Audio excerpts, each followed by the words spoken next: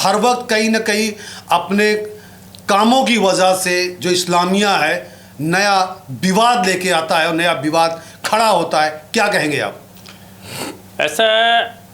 ऐसी यूनिवर्सिटीज़, चाहे जामिया यूनिवर्सिटीज़ है या और भी जितने भी यूनिवर्सिटीज़ हैं जी, ये हमारे देश का भविष्य होती हैं जी, और इनमें धर्म कोई भी हो, देश में पैदा होने वाला कोई भी बेटी कोई बेटा जी, जो एजुकेशन लेना चाहता है उनको एजुकेशन मिले, इसलिए बनती हैं जी।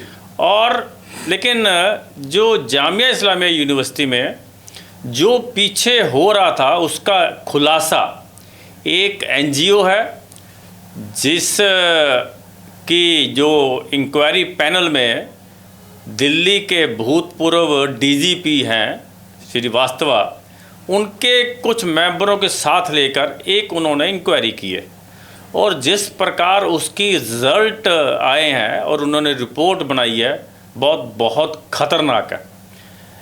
उसमें जितने भी नॉन मुस्लिम बच्चे हैं, चाहे वो स्टूडेंट हों, चाहे वो नॉन टीचिंग स्टाफ हो, चाहे वो टीचिंग स्टाफ हो, उनको एक टारगेट करके, उनको प्रताड़ित करके, उनको एक साजिश के तहत इतना मजबूर किया गया कि आज की स्थिति में अगर हम वहाँ का डाटा कलेक्ट करें तो चाहे वो टीचिंग स्टाफ है, चाहे बच्चे हैं, चाहे वो दूसरा स्टाफ है, ऑलमोस्ट वहाँ सब लोग वहाँ से वो चले गए।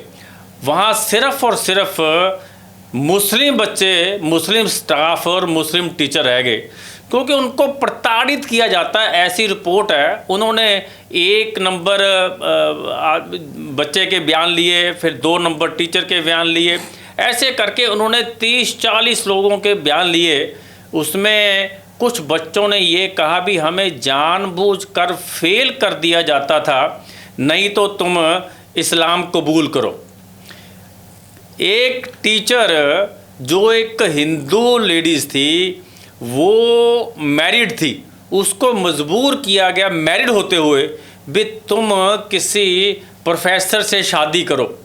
कोई नॉन स्टाफ जो टीचर स्टाफ था उनको मजबूर किया जाता था तो आप कुरान पढ़ो, आप हिजाब पहनो।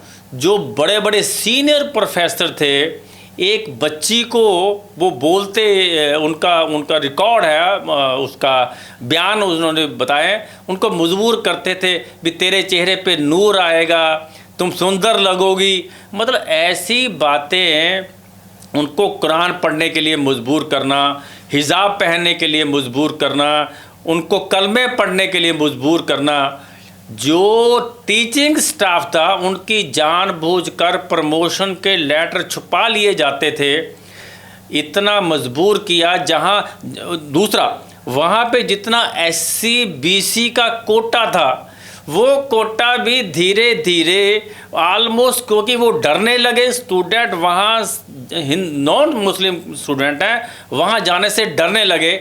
आज वो कोटा भी ऑलमोस्ट जो है वो मुस्लिम बच्चों को जा रहा है। कहने का मतलब है ये इसके पीछे कांग्रेस की एक बड़ी साजिश थी। ये यूनिवर्सिटी केंद्र के फंड से चलती हैं।